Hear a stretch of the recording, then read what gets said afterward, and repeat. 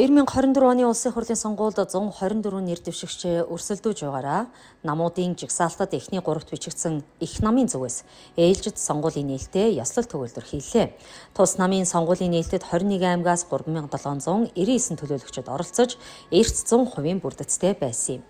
Их намын ээлжид анх дугаар иргэний их чуулганыг зохион байгуулах мандатын комиссийг тус намын даргын 2024 оны 5 дугаар сарын 26-ны өдрийн тэг 3 тоот тушаалаар томилсон байдаг.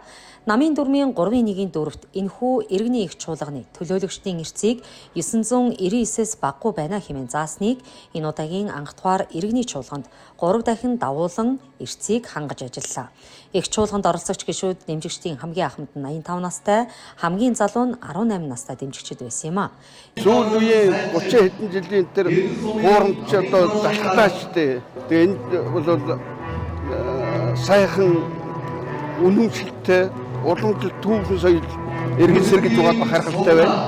Өр хүүхэд маань тэнүүн сайхан жаргалтай ийм амьдрахад одоо гаргалгааг бид зөв сайхан ингээд хөгжүүлж явах юм бол Монгол улс дэлхийн түүхэнд мөрөө үлдэх ганцхан алхам л гэж би бодож байгаа. Сонголтыг маш зөв хийх хэрэгтэй. Бид нараас өөрснийхөө өвгдөөс их хаадынхаа түүхийг бид нар дарж сонсож ирэхгүй бол болохгүй байна. Бид нар гадны энэ тогтолцоог оруулж бид нар дээрээс хавахгүй байгаа болохоор би одоо яг ингээд бүх иргэдээ энийг уриалж байгаамаа. Нийт төлөөлөгчдийн 46% нь эрэгтэй, 54% нь эмэгтэй гишүүд байлаа.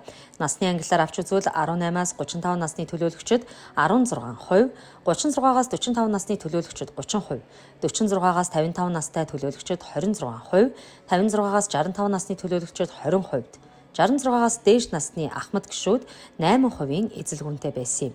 Монголыг мөнх тэнгэр ивэг, их төрийн сүл дөршөө, ялагдал үгүй мөнх орших ирээдүйн зам гэрэлтэй байх болтугай.